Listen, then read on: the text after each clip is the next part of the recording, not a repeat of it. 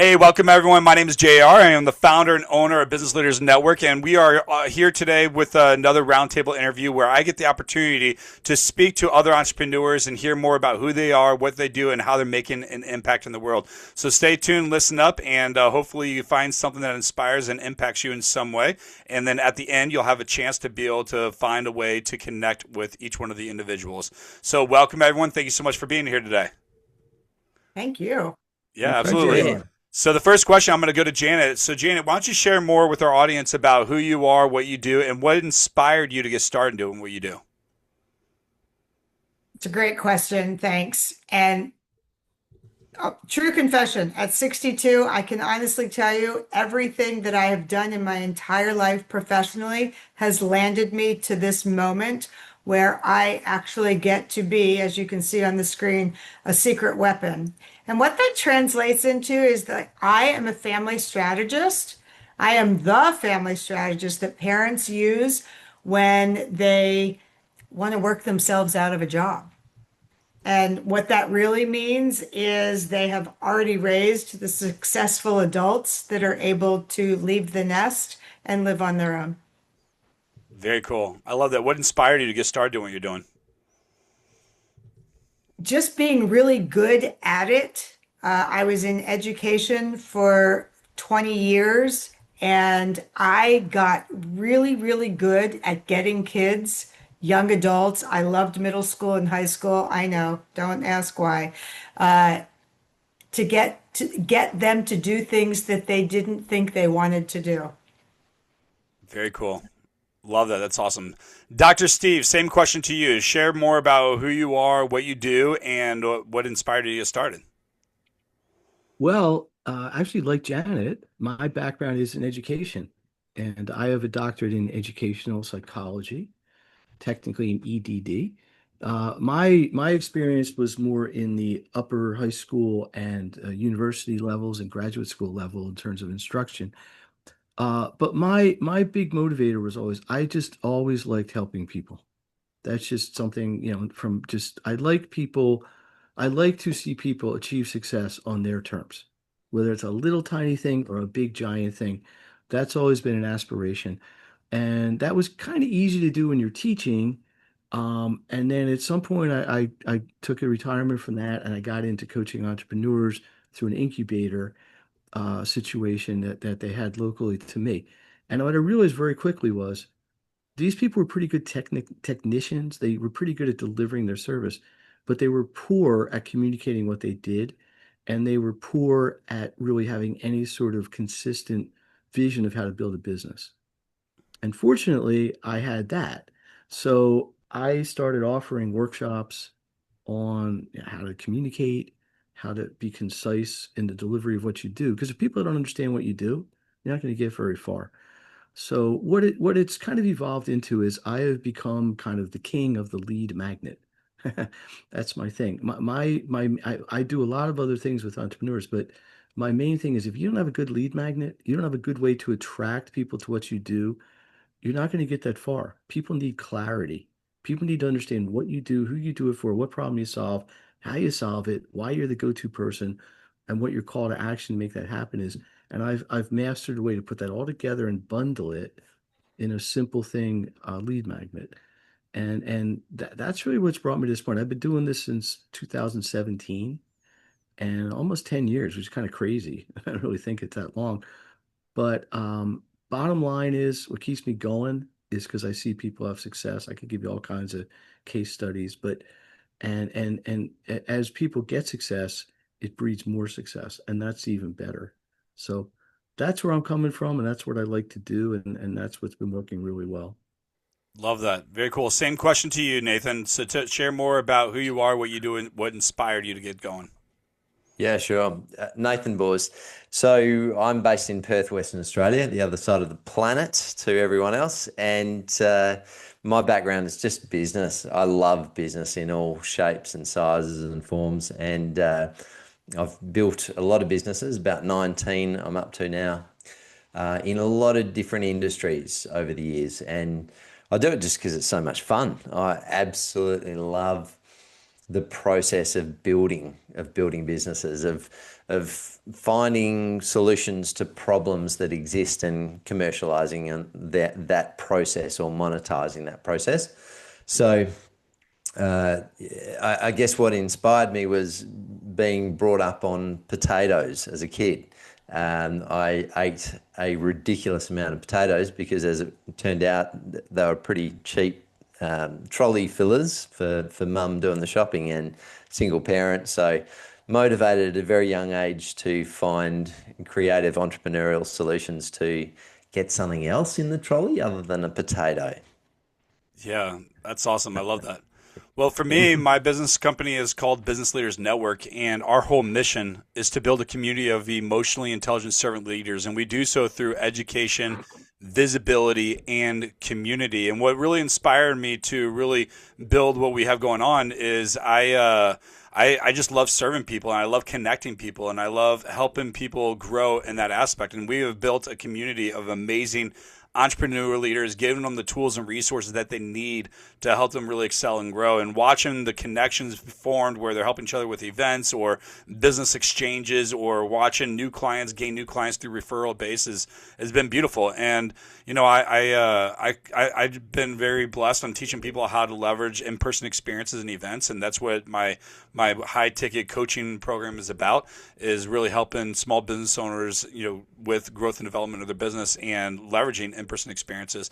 But through our community of Business Leaders Network, what inspired me is just really having the opportunity to help build those connections and the tools and resources to help people grow. All right, so let's move on to the next question. And Dr. Steele, I'm going to start with you on the first one. So why don't you share a client success story? Like, where was someone at when you started with them, and what did you help them achieve? Hmm. Let me think of a real good one that'd be very relatable. Uh, okay.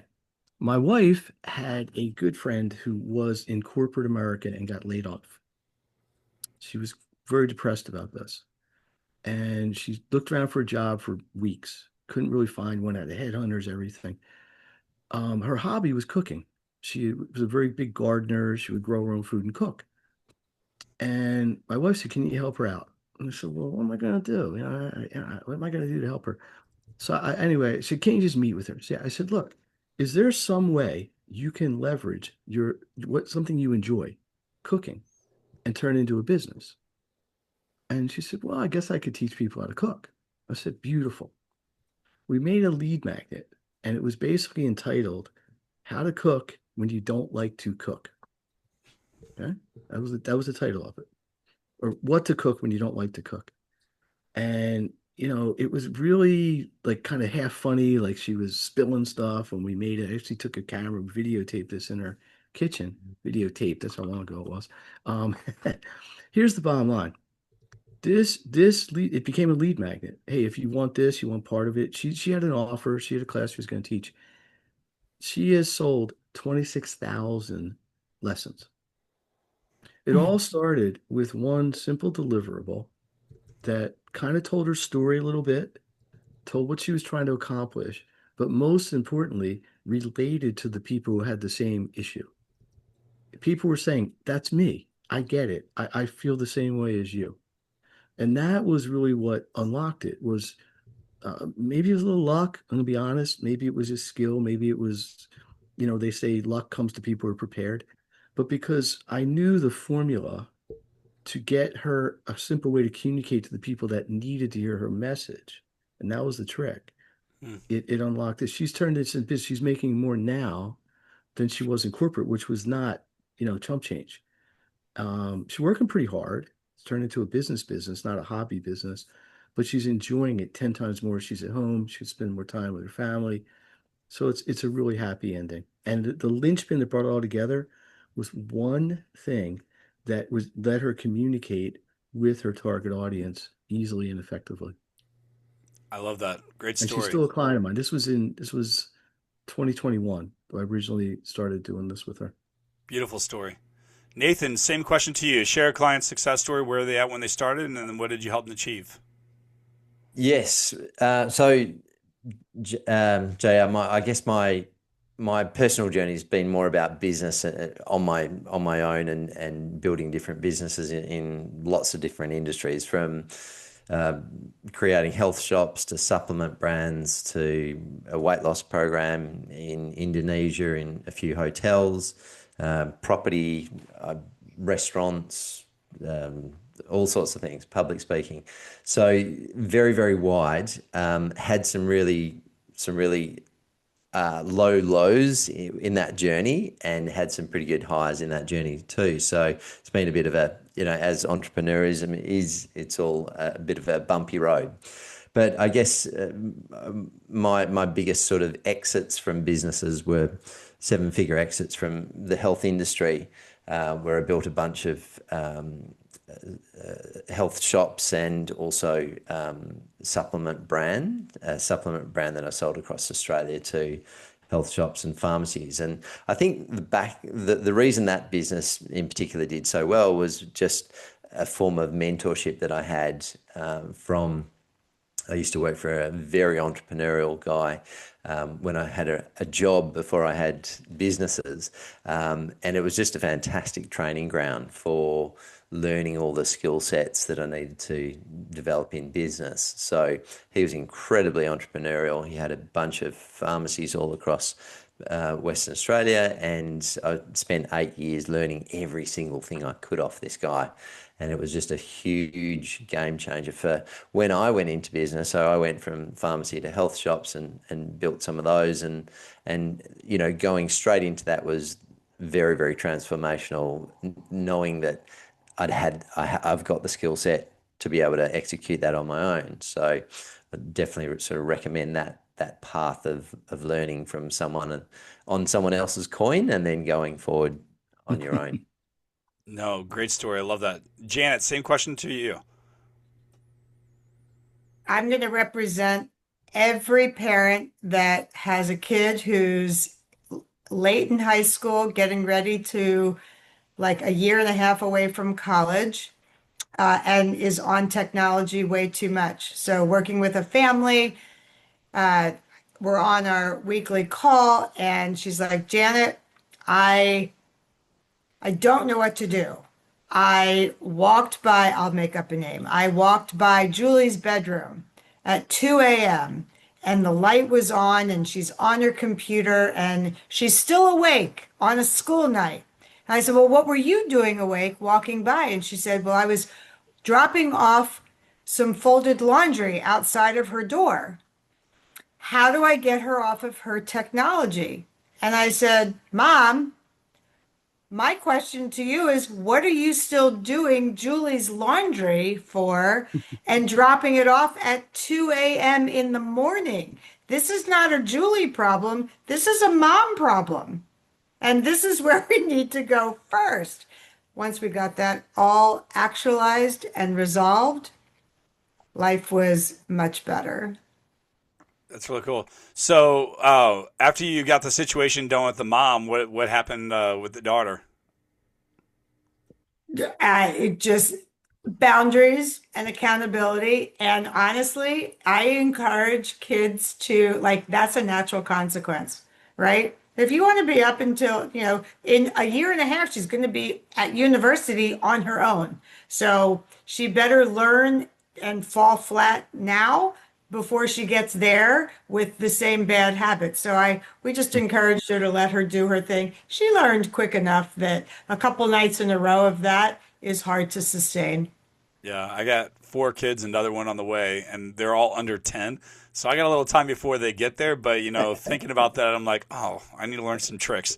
Boundaries, big thing. Because my wife is she is that mom that gets stuff done in the middle of the night because she can't get it done in the day. And I keep telling her, like, you got to go to bed or else you're not going to be good for everyone in the day.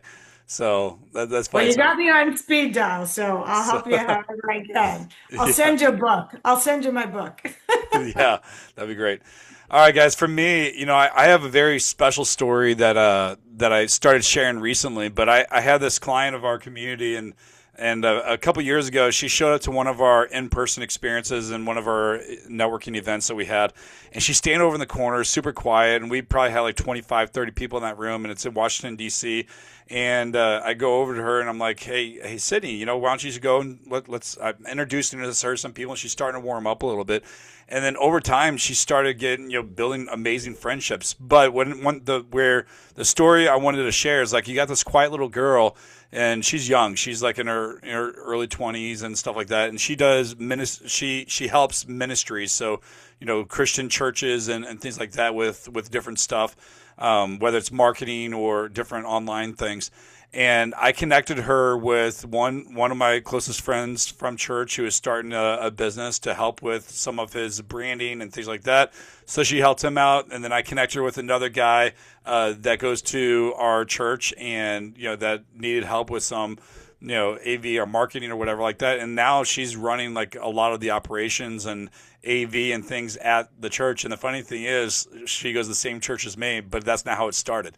And so she's running it there. So that one connection had honestly changed her whole life. I mean, it turns from one potential or one client to another client, and now she has a client that she stewards on a regular basis. And now, granted, the church isn't her only client, but that is one that she's helping with the marketing and AV and other tools and stuff, and she has a bunch of other. But it just it all happened just one connection. And I was up on the stage and playing guitar, leading worship during Sunday service, and I look back and I'm like, wow, this all happened because of one connection. It was just a really good reminder for me on the power of connections and growth. And when I really think about the emotionally intelligent servant leader, it's like you do something expecting nothing in return. And for that, what I got in return was the pleasure of being able to see how her life changed through that experience. And so I just love seeing that type of stuff. And I have a lot of other client success stories from financial gain, but for me, it was literally changing her life through that one connection. And she's doing what she loves and plugged in, and she's just totally vested in there. So I absolutely love that. Cool. Janet, I am going to start with you on this next one. Why don't you share more about who your ideal client is and the best way for someone to get in touch with you? Can I make a comment about your story? Yeah. I bet you are her story. If she were sitting in this group around this table right now, Probably am. Yeah. you would be her story. Yeah, she's pretty amazing. We've grown to have a really special relationship, and I write a lot of worship music and stuff like that, and she's always like the first one to cheer me on, and she works, one of her clients is the Christian radio station in this area too, and so she's always trying to talk to them about getting me in the radio station and stuff like that, and so we're working on different things. But yeah, she's pretty amazing. Okay, well, I didn't want to derail. It's your show, I know, but it's like I'm thinking, well, she should be here telling that story. That's fantastic. I need to get her on. Another great question. Thanks for asking. My ideal client is typically a mom, although I've worked with couples, but typically a mom, a busy mom, who is simply ready to try new ways to get their kids to step up so they can step back. Because isn't that what we all want? Like, we don't want to have to do this as hard. It should get easier and easier and easier. So that's my ideal client, somebody who's probably just like ready to make some changes. And I'm the easiest thing to find in the world because I just use my name as my branding. So you just look up Janet Krebs, janetkrebs.com. You'll find me. I'm all over social media. I just use my name. I use Raising Independence as my business, but I don't market it because I know enough people that just know me as me. So it's easier for them to just be like, oh, let's see what happens if we Google Janet Krebs, and then they find me. That is awesome. Love that. Nathan, same question. Ideal client. Well, for me, it's probably less about the ideal client, but more about the ideal opportunity. When I look at a business, it's all about where the opportunity is. And that generally stems from passion. So I've got to be passionate about what it is before I jump into anything. So that's the number one sort of factor. And then, so there's got to be a good opportunity. There's got to be a big problem there that we can solve as a business owner. And what I realized looking back across the past and what businesses have been more successful than others is there has to be the opportunity for a big upside. because just because you can solve a problem or deliver a business, it doesn't necessarily mean it's a good business to be in. There may be very small margins, or there may be very limited scalability. So for me, it's passion's number one, and then followed by good upside, good opportunity.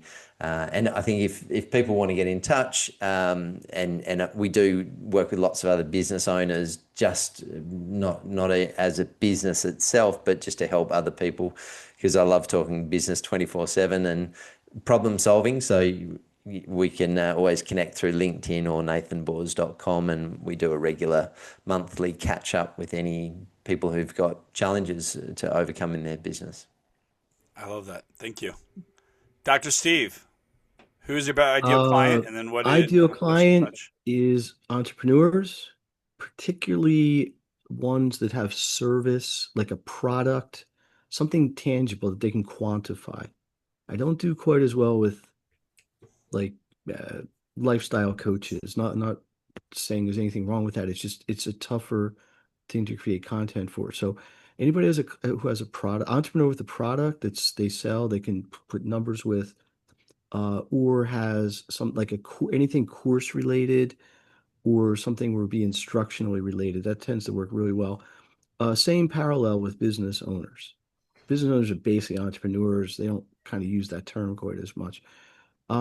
My site's Dr. Stephen Green. Green has an E on there. It's like a car with an E on the end, .biz. If I'm in a network situation, honestly, I just give people my phone number. So I don't know if you want me to share that here, but it's 215-808-7674. I just say message me. I cut through all the other stuff. I got LinkedIn. I'm on LinkedIn. But if you want to connect, just message me. We'll set up a time and we'll go from there. Love that. Very cool. Guys, for me, my ideal client is any small business owner that's looking for growth and development of their business. Pretty much a solopreneur. I love working with speakers, coaches, authors, and any service-based professionals. And if they are looking for more connections, they're looking for how to leverage in-person one-day experiences, or if they're just looking for some help on getting on where to go next inside of their business, that is the person I would like to speak with. So best way to get in touch with me, honestly, Facebook is my home. So go to Facebook and look up J.R. Spear. Last name is S, P as in Papa, E-A-R, and that is the best way to follow me, to message me, and to get in touch with me is on Facebook. All right, everyone, thank you so much for coming on here today. And for all you listeners, if you found anything that resonates with you, make sure you reach out to the individuals on this call. We would love to stay in touch. And for everyone else, Semper Fi.